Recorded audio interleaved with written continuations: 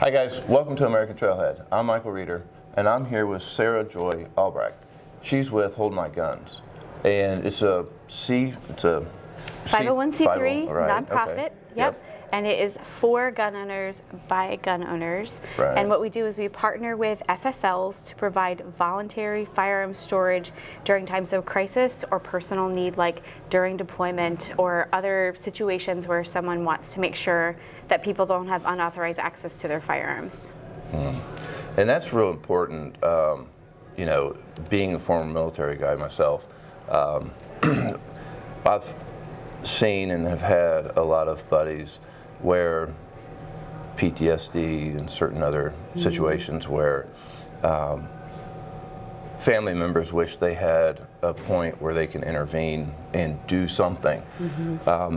How does your organization, how does that help people like that?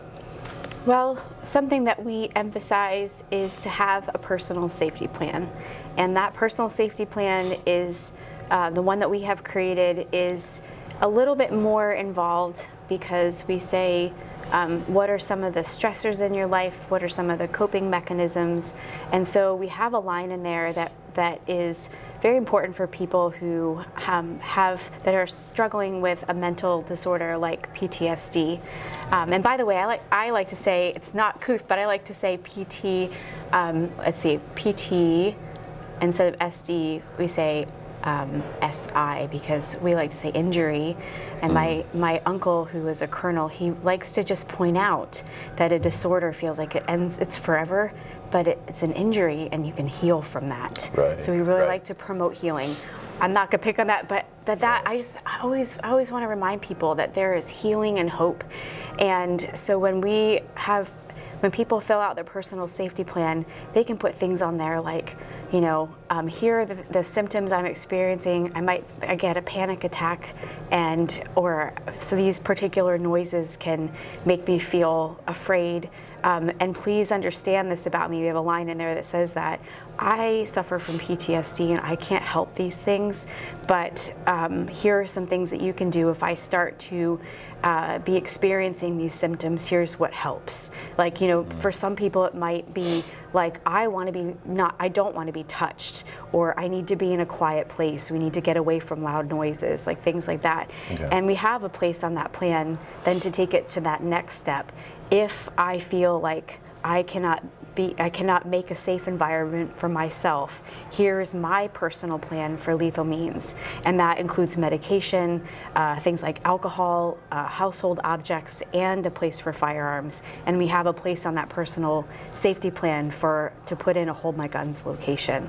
So we really try to help people appreciating that every human being is different, that life has a lot of ups and downs and unexpected turns, and that we really want to empower people for whatever it is that they're going through to know that they have a storage option through Hold My Guns and they have our support, that we want to bring help and hope to their situation as other members of the firearms community as much as possible. Okay. So that plan is, so they contact your organization and then you provide those steps?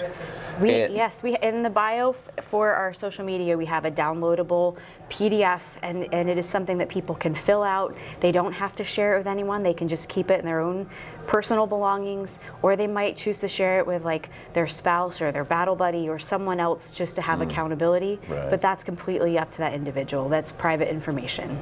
Okay. And so now how does the organization make the connection with, so that individual, he downloads the information, and how does that individual connect to a location that's with your organization, or do they contact your organization directly?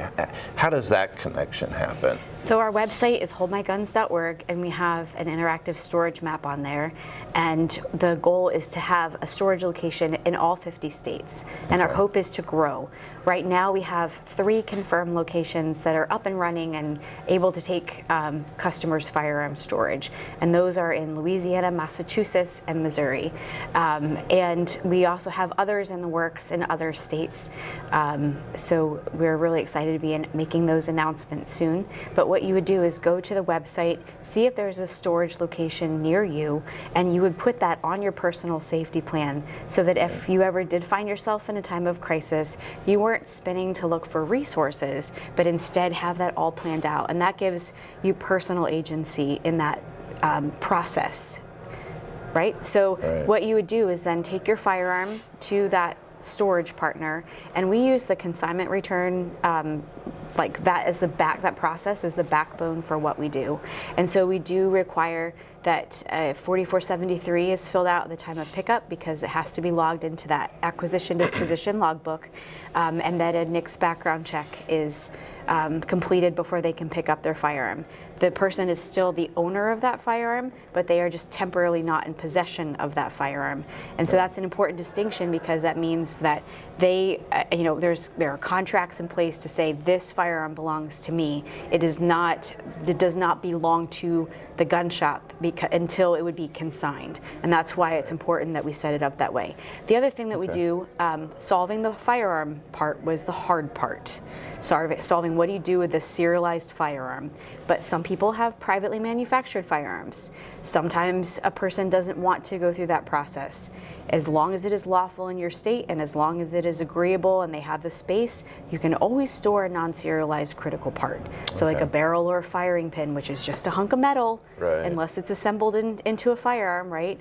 And so even removing those parts can save a life. So even like a polymer 80, which everyone's pretty familiar with, the polymer 80s, unserialized lowers, we can take those and still have those stored. If it's serialized, then they have to write that serial number in that logbook. And you can put on there like non-serialized, or you might not have to put anything at all if it's like a firing pin or a barrel. It's just a hunk of metal. So they have to be compliant with their state and local laws.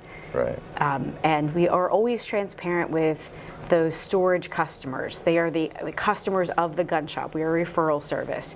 But it is important in the contracts to be transparent about that whole process. So one of the things would be is your organization's actually looking for gun stores to help partner with you through this process. And now for a gun store I should say an FFL holder, what is their commitment to your organization? How does that partnership work?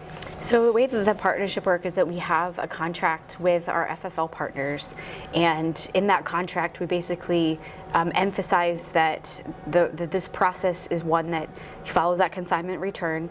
We emphasize privacy for the customer. We want to make sure that their privacy is respected, that their dignity is respected, and so we have verbiage like that in the contract.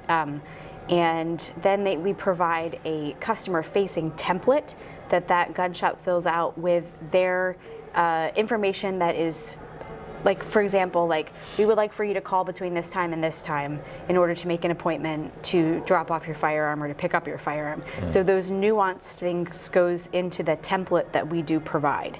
And then any state and local laws that, for example, in a state that might have a waiting period, that process would be included. They would write that into the template.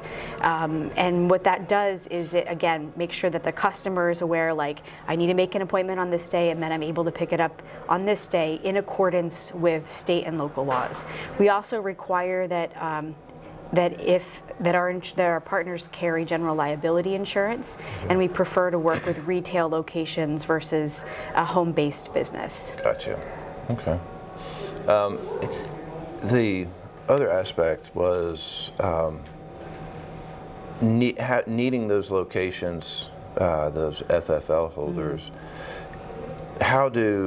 If there's somebody outside of the states now that want to participate, how does that right now, if you had somebody outside of the 3 states, how are you able to help them? We always do our best to find FFLs wherever possible, and in a situation where we're unable to find an FFL, we do try to recommend things like disassembling the firearm and maybe separating out the parts, things like that, or we might help to connect them with someone who can provide gun locks or things like that. There are other options, but we have to remember that not everybody has friends or family members who can store firearms, and so we just always want to just put all those options out there on the table, and to make sure they're also aware of any state or local laws that might be of concern. Just for example, in Pennsylvania, we have a safe keeping type thing that a person has to have a concealed carry permit if they're going to be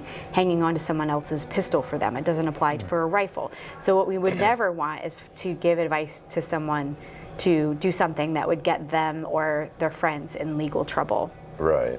Okay. Well, another cool thing that we do is that working with our local gun shops, we have an opportunity to make an impact in their community, to really set them up as a trusted resource in the community. And I got to meet Courtney earlier, right. And so we talked a lot about the law enforcement aspect and how how law enforcement might either personally benefit if they're going through a hard time, or if they can recommend it to people who might be in crisis. Right. But what we do is whenever we sign on a new storage partner, we take a look and see where are the local crisis response teams, who are the first responders, where are the local VFW, who are the local pastors that offer counseling, where's the local blood bank, where's the local food bank, and we really try to get a really broad picture of that referral network, who will be referring to the gun shop, and then also resources that the gun shop can recommend. Suicide prevention is multifaceted, right. So for some people, to them, if they maybe lost their job and maybe they've recently gone through a divorce and maybe they're dealing with some chronic pain or something, those are all three things that together just make that perfect storm for losing hope, right? And so if that person is at the gun shop and they're out at the range and they're talking about, I just lost my job and I don't have any insurance anymore and I have to deal with this pain, and my family, we're separated right now. Like that gun shop employee might be able to say, hey, there's a service here that provides in our own community resume building, and here's a clinic over here, and here's a counselor over here. But the goal is to really connect the community in a way that there can be mutual referrals, and it also helps to just have that situational awareness, which is also important for suicide prevention. And then what we have an opportunity to do from the industry perspective is that whenever manufacturers in the firearms community or even outside of the firearms community, they have an interest in a particular location, maybe they have affiliate products that are in that gun shop, right? Then they have an opportunity to sponsor volunteer opportunities with some of those, like for example, hosting a blood drive in their classroom that might normally be used for, a firearms related training class, or maybe like let's do a service project day and let's go send care packages to people who are deployed. So by doing those things, it is really great for mental health, and you can put up a sign-up sheet. Same thing with things like tactical games or Go Ruck, have a sign-up sheet at that gun shop, and then you're involving the customers. It's a value add, but it's really great for mental health because it is getting people out of isolation in a stigma-free environment where they can grow together as a community and be on the lookout and listen, like, how can we help people feel connected and valued and loved? So it really has a ripple effect, but it's a tremendous opportunity to really shine in a very unique way that sets apart everyone along that line involved with Hold My Guns as leaders and as people that can, and companies that genuinely care and can bring hope to people. Yeah, I know that when I heard about it, everybody talks about it. Wish we could have done something as an after effect. Wish we could have had, what is there out there? What could we have done? Not wanting to get the law enforcement involved because, that's a lengthy process on ending up getting that firearm back. So everyone kind of steers away from that. But I was like, wow, that's a great idea. And so it's really going to help the firearms community, and because, like you said, that mental side of what, whether it's law enforcement, military, or just that mental side of what we deal with in society, it does give us a place with Hold My Gun, a place to go and heal, and then be able to go beyond healing, and then potentially help others and guide them towards your organization. I think God bless you for what you're doing. I know our organization, American Trailhead, you've been a longtime friend of ours, and we're really looking forward on joining with you and your organization. I know we're going to be with you for a long time in this organization. Thank you, Rita. Because everybody in our organization, whether we're prior military, prior law enforcement, we all know somebody, and you're providing a platform for the firearms industry. And really, it's not just the firearms industry, because when I say that, that's just a small portion of it. Right.